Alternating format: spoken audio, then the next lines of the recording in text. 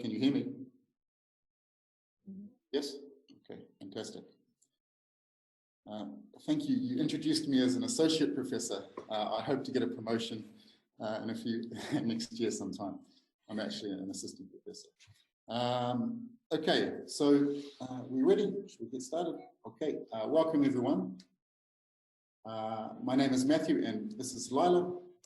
We're here to present our assessment software. We built the software to support formative use of assessment in schools. First, let me introduce my team. Myself, I am from New Zealand and I'm an assistant professor at Nazarbayev University. I'm the lead architect of the software.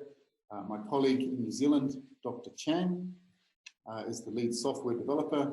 Dr. May is lead psychometrician based in China. Dr. Meisel is a contributing psychometrician from from New Zealand. Dr. Rowe is a contributing psychometrician from Australia. And Laila Исаева here with me now is a contributing psychometrician and our mathematician from the Center for Pedagogical Measurement, CPM NIS. We all contributed to this software, and a related journal article that provides an exposition of the software. The link to the article is on the web app itself, which is here. I will pass you to Lila. Seriously? Hello? Is this working, everybody? We can hear you, Matthew. Okay, did you listen to my 1-minute introduction that I just gave, or was that, yeah? Yes. Okay, fantastic. We've heard everything. Okay, good. So now it's time to pass on me. Now it's time to pass on to Lila. Okay. All right. Yeah. So hello, everyone. The AutoPsych app forms 5 tasks. Tab 1 checks tests for their level of validity and reliability. Tab 2 checks for biased questions in tests. Tab 3 equates 2 tests, for example, grade 3 and grade 4, to put different groups of students on a single scale. Tab 4 provides a comparison in student performance between classes of experimental groups. And finally, Tab 5 estimates the inter-rater reliability of 2 raters on the same set of focal students. We have time now to play 2 videos about how to use the first and the second tabs. And Matthew, would you play them? Sure.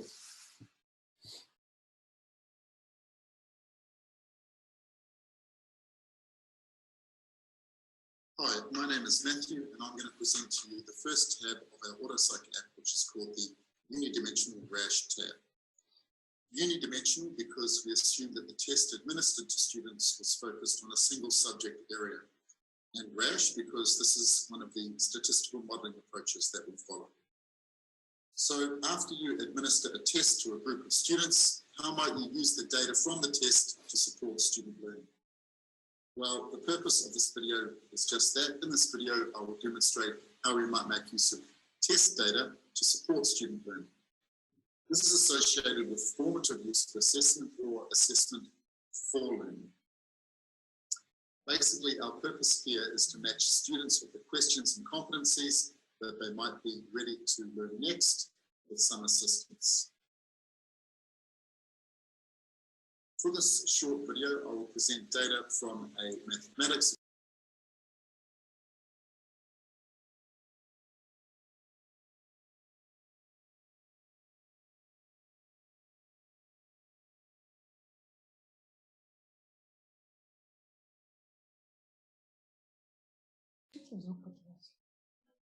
Лайла Бодина, вас не слышно. 1, we have designed and administered the test already. 2, we have carefully recorded and prepared the item response data in a spreadsheet. 3, we have reviewed the results of the analysis, and the test and all questions function well. And 4, we have created our own spreadsheet that records the names of the students and the competencies necessary to successfully complete each question category. Let's jump to the item response data itself. As mentioned, we can see that there are 216 students and 30 questions. The app takes numeric scored data only, so we will first need to copy the names of the students and place them in our own spreadsheet. We can then remove the students from the item response matrix. Okay, you can see here that I have a record for each student in the same order in the first tab. These are just random names, by the way. In the second tab, I've created a list of all item score categories and the general competency necessary for students to complete that question. For example, multiply fraction with different denominators or convert percentage to common fractions. You will need to create and complete this entire spreadsheet yourself with reference to your own test and its questions. Before we do the analysis, we should check for variation in each question. If all students get the item correct, the analysis will not work. Similarly, if all students get the item incorrect, the analysis also won't work.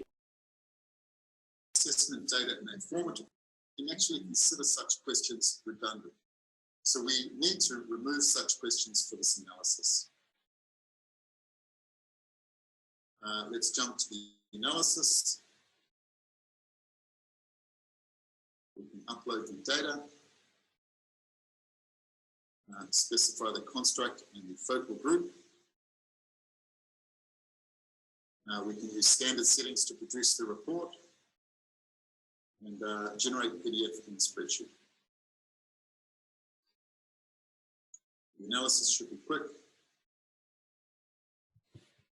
With large data sets, the analysis takes a little longer.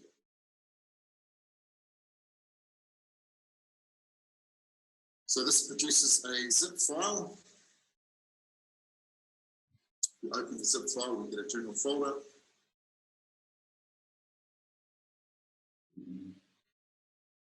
We get two outputs, one PDF report, which details the psychometric properties of the test, and one Excel file. Today, we're focusing on the Excel file. This is specifically the first, second, and third tab we're focusing on.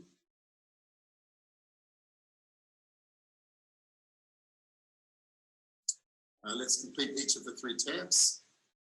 So you'll need to place the names in the same order. In the first tab, in the third tab. We also need to complete the competency for each question category in the second tab. So the second tab includes the ordered item thresholds. And this ranges from the simple categories to the most difficult categories at the top. We can see that this is what you get, the item names and step category, the threshold, and the competency for each question category you'll need to enter yourself. So let's do the top one ourselves. Item 21.2 is recognize contexts involving conditional probability.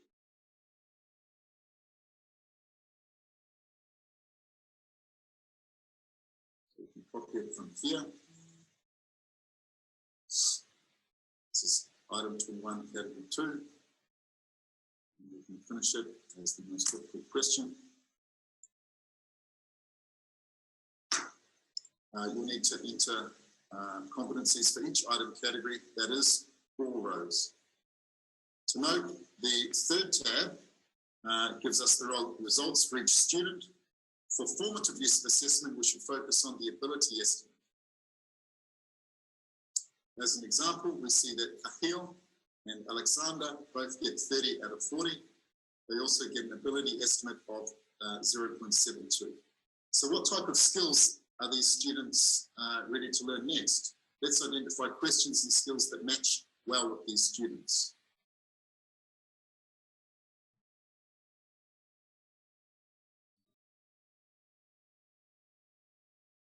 Here, these thresholds range between 0.63 and 0.85. So those two students would likely benefit from practice in distinguishing specific fractional problems. Of course, as a school department or learning institution, you might develop worksheets and activities designed to support student learning and practice in this regard. The first tab includes students rank ordered. With care, you can classify students into the same developmental groups. You might pair students from different colour groups to support each other. You could even share the results of the analysis with them as part of some consultation. We hope that this demonstration was useful. You might like to refer to the journal article that my team and I wrote about the more complete use of this app. The link is in the main page. You can also read the methodology in the PDF report for more details. If you have any questions, feel free to put them in the video below or email me if you like. Thank you for your time and all the best.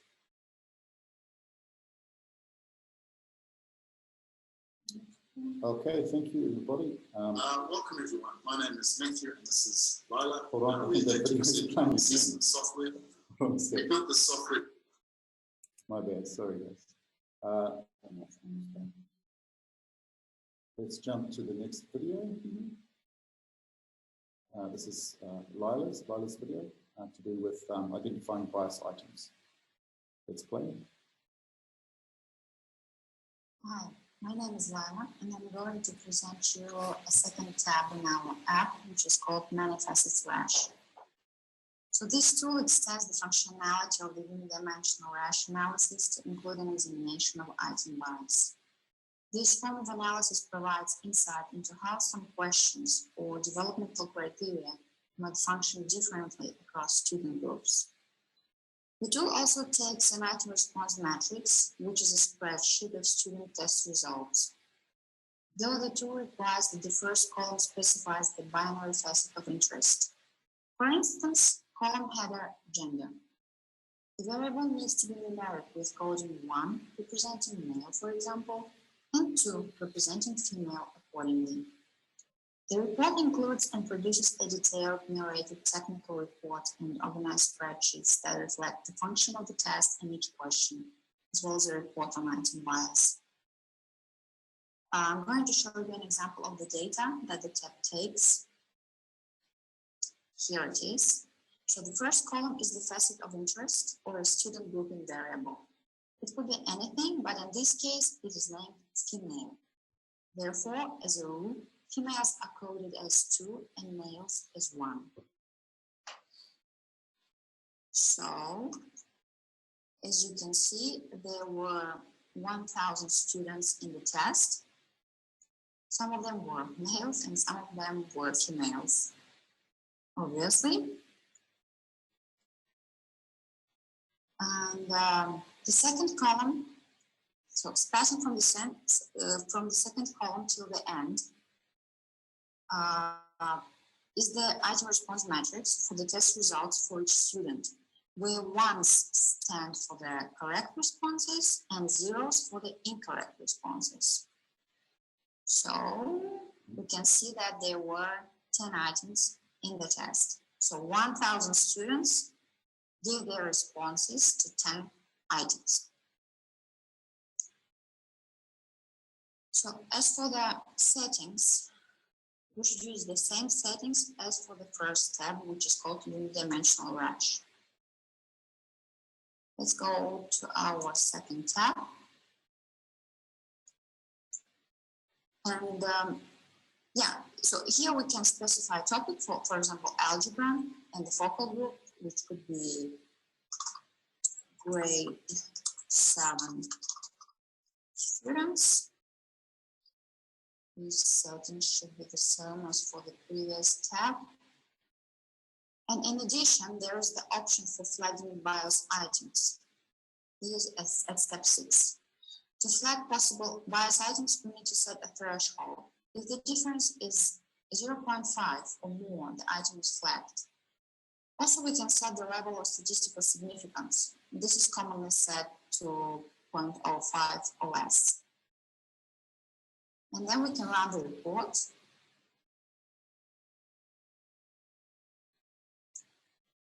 Here, how it looks like.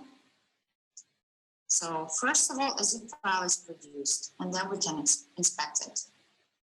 Here we find a description of the general methodology and mathematical model in section 3.4.11.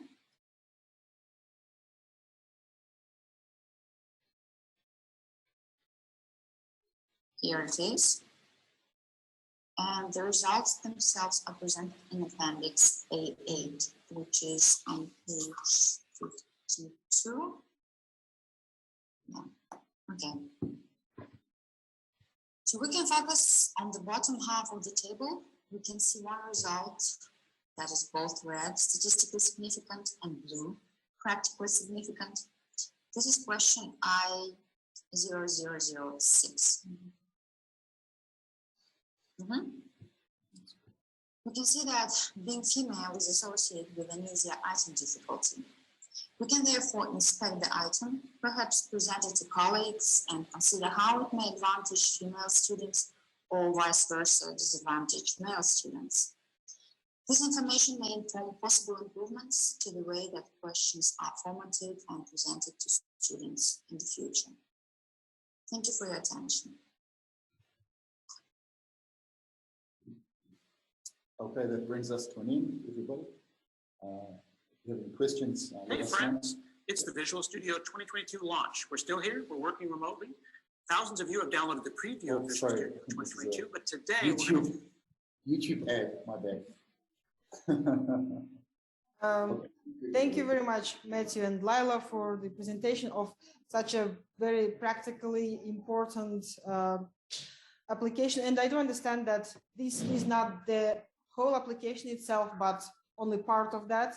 And I am sure that if we have some time, it will, we can see the importance of it for all of the participants. As for now, in the chat, I see that some of the people are already interested in using the application in nearest future. So I think the very first question that bears in my mind is it accessible in any of in App Store or Play Market or in any other way? It's simply a website. So the website itself is, I think it's, I can share it in the chat if you like, but it's a website and anyone can access it. Free of charge. It's free of charge to access.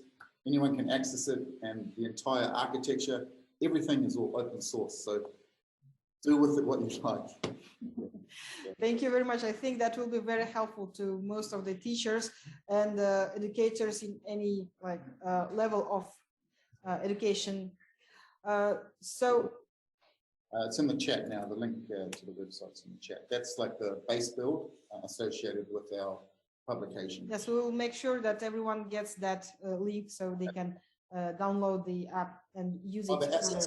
The app is web-based, so it's a web app. So there's no need to download anything. It all operates in the cloud. So as long as you have an internet connection, you have the software available to you.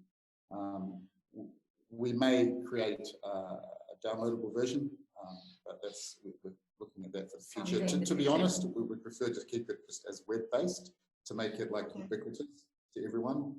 There's some technical things that you have to consider if you download. So we prefer web-based, open access, open source software.